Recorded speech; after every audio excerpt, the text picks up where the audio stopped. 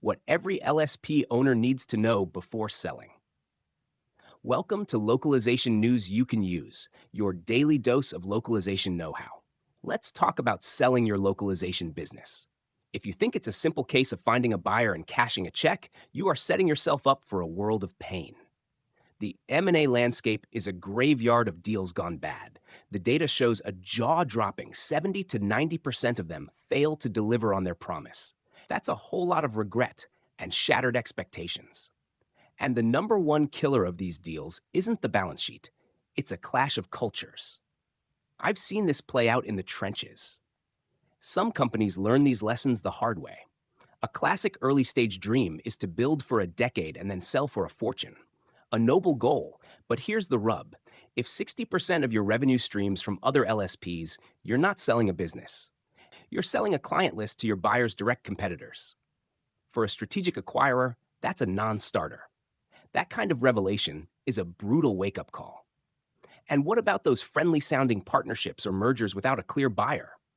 They often devolve into a power struggle over vision, finances, and who gets the corner office. It's almost always about the people and their ingrained habits. Then you have the sale born of desperation. Maybe there's friction among shareholders, or maybe burnout has set in. An offer appears, and it feels like a lifeline.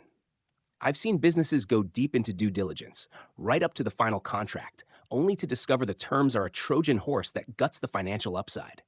It's a costly, time-consuming lesson. That's why, for a truly successful exit, like the one Text Inform had with T-Works, having expert guidance is non-negotiable. But even before you call in the pros, you must have your own house in order. Defining your wants, needs, and absolute deal breakers is your true north. Now, let's get into the culture beast.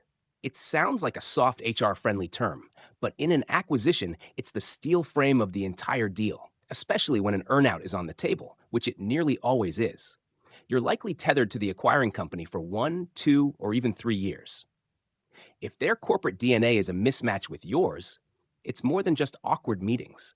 It's a direct threat to your bank account.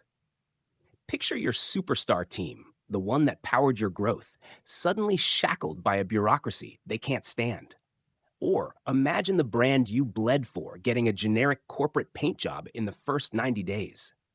A potential buyer might have a strategy to do just that, rebrand you instantly, and use your key accounts as a cross-selling playground for their other portfolio companies. That's a fantastic way to torch revenue, morale, and any hope of hitting those earnout targets. When culture goes south, clients walk, talent leaves, and that big final payout vanishes into thin air. It's not about feelings, it's about finance. So what fuels a good sale? It's all about long-term strategy, a meticulously planned exit, knowing the financial benchmarks, like a solid EBIT, that make you an attractive target. It's growth driven by a clear vision, not by a frantic reaction to industry chatter. This brings us to the absolute worst reasons to sell. Fear is a lousy M&A advisor. Fear of missing out as competitors get acquired. Fear that technology like AI and MT will make you obsolete. Or fear of failure. If these are your drivers, slam on the brakes. Selling from a place of fear is like grocery shopping on an empty stomach. You'll make bad, impulsive choices. Likewise, if you're just coasting, avoiding the hard work of innovation and growth, your valuation will tell that story. Buyers aren't typically looking for a project they have to drag into the future, at least not without a steep discount. This leads to the most fundamental question you must answer. What is your personal why? Why are you even considering this? What does life look like after the deal is done? Is it about launching a new venture or finally getting that pilot's license? Without knowing your why, the how and when become a chaotic mess. I've seen founders waste months with a potential buyer because they lacked that core clarity, and frankly, the business wasn't even in a sellable state.